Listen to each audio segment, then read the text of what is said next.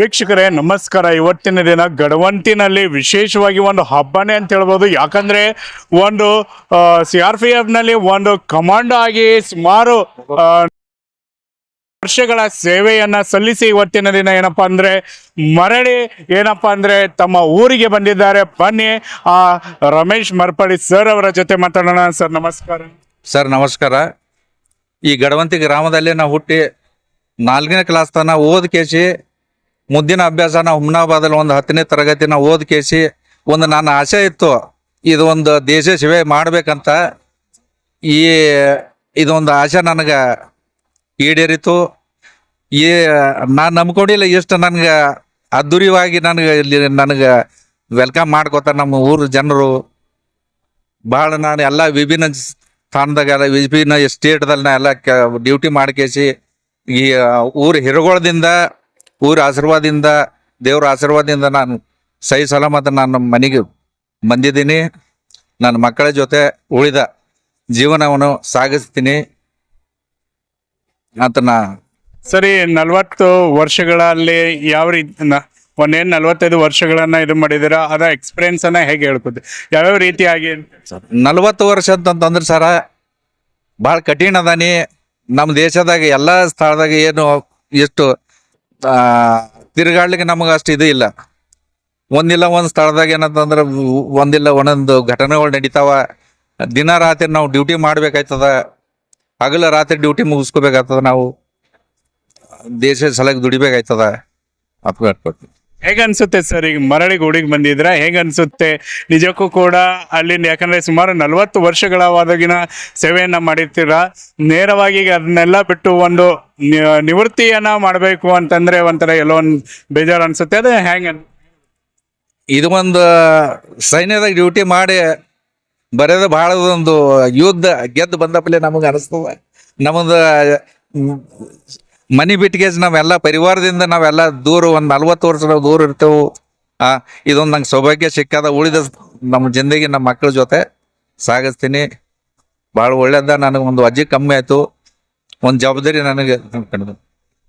ಕಾರ್ಗಿಲ್ ಸೇವೆ ಮಾಡಿದ್ದಾನೆ ಸರ್, ಕಾರ್ಗಿಲ್ದಾಗ ಸೇವೆ ಮಾಡಿದ್ದಾನೆ. ಛತ್ತೀಸ್ಗಢದಾಗೂ ಸೇವೆ ಮಾಡಿದ್ದಾನೆ. ನಕ್ಸಲೇಟ್ ಪೂರ ಏರಿಯಾದಾಗ LW ಏರಿಯಾದಾಗ ಮಾಡಿದ್ದಾನೆ. ಚೈನಾ ಬಾರ್ಡರ್ ಅರುಣಾಚಲ್ ಪ್ರದೇಶನೂ ಸೇವೆ ಸಲ್ಲಿಸಿದ್ದೇನೆ. ಆಸಾಮ್, ಗುಜರಾತ್, ಪೂರ ನಮ್ಮ ಇಂಡಿಯಾದಾಗ ಪೂರ ಎಲ್ಲ ಒಂದೊಂದು ತಮಿಳ್ನಾಡು ಎಲ್ಲ ಸ್ಥಾನದಾಗ ನಾನು. ಸರ್ ಅಂಥದ್ದು ಯಾವ್ದಾದ್ರು ಒಂದು ಘಟನೆ ಇದೆನಾ ನೀವು ಮರೆಯಲಾರದೆ ಇರುವಂಥದ್ದು? ಘಟನೆ ಸರ್ 1997ದಾಗ ಪಂಜಾಬ್ದಾಗ ಭಾಳ ಇದೊಂದು ಖಾಲಿಸ್ತಾನ ಬಗ್ಗೆದಾಗ ಭಾಳ ಇದು ನಡೀತಿತ್ತು ಅವಾಗ.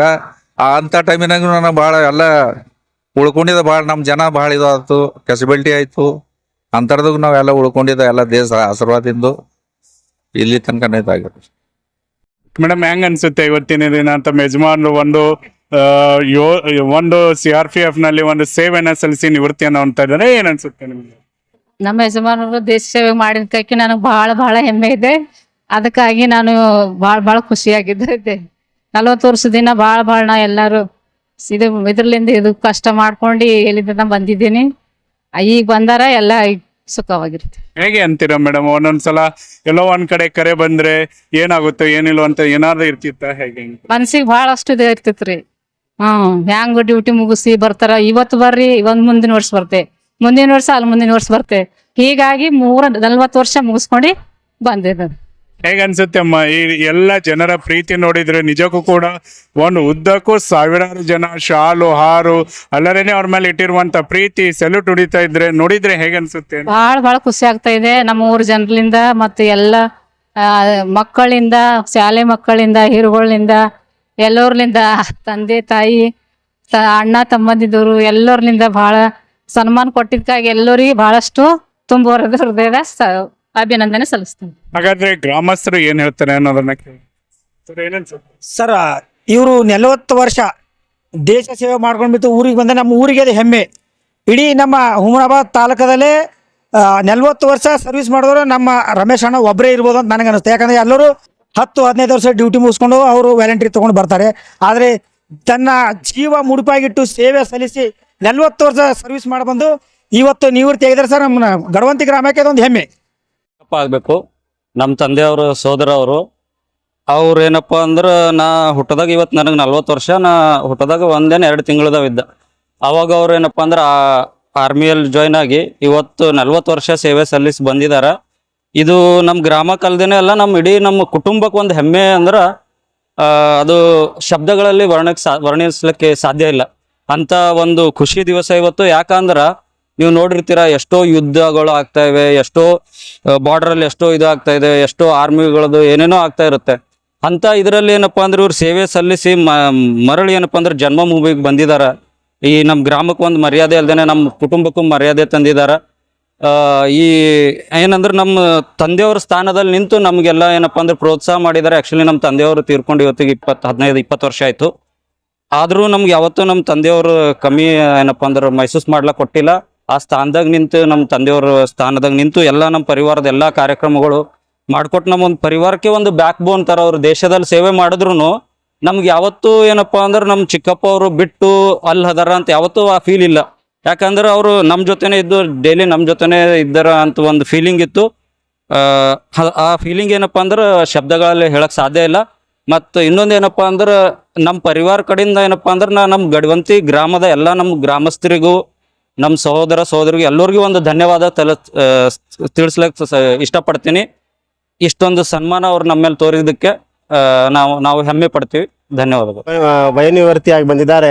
ದೇಶವನ್ನು ಏನಾದ್ರು ನಮ್ಮ ಕಾಪಾಡಿ ನಮ್ಮ ಜನರಿಗೆಲ್ಲ ಯಾವ ರೀತಿ ಇದು ಮಾಡ್ಬೇಕಂತೇಳಿ ಬಂದಿದ್ದಾರೆ. ಅವರು ಹಿಂದಿನ ದಿನದಲ್ಲಿ ಸುಮಾರು ಕೆಲಸ ಊರಲ್ಲೂ ಮಾಡಿದ್ದಾರೆ. ದೇಶ ಸೇವೆ ಅಲ್ಲದೆ ಊರಿನ ಸೇವೆಯನ್ನು ಮಾಡಿದ್ದಾರೆ. ಅವ್ರು ಮಾಡಿ ಇವತ್ತೇನ ರಿಟೈರ್ಮೆಂಟ್ ಆಗಿ ಬಂದಿದ್ದಾರೆ. ಭಾಳ ಹೆಮ್ಮೆ ಇದೆ ನಮಗೆ. ಇಂದು ಮುಂದೆ ಅವ್ರ ದೇವರು ಒಳ್ಳೆ ಆಯುಷ್ಯ ಒಳ್ಳೆ ಆರೋಗ್ಯ ಕೊಟ್ಟು ಕಾಪಾಡಲಿ ಅಂತ ನಾವು. Coat pant, sherwani, suiting, shirting, sari, dress material ಹಾಗೂ ಮದುವೆ ಸಮಾರಂಭಗಳ ಎಲ್ಲಾ ತರಹದ ಬಟ್ಟೆಗಳು ಹೋಲ್ಸೇಲ್ ದರದಲ್ಲಿ ಲಭ್ಯ. ಹಾಗಿದ್ರೆ ಎಂದೇ ಭೇಟಿ ನೀಡಿ ಆರ್ಕೆ ಫ್ಯಾಷನ್ ಕಲೆಕ್ಷನ್, ಬಸ್ ನಿಲ್ದಾಣ ಎದುರುಗಡೆ, ಹುಮ್ನಾಬಾದ್. ಹೆಚ್ಚಿನ ಮಾಹಿತಿಗಾಗಿ ಸಂಪರ್ಕಿಸಿ 8660601957.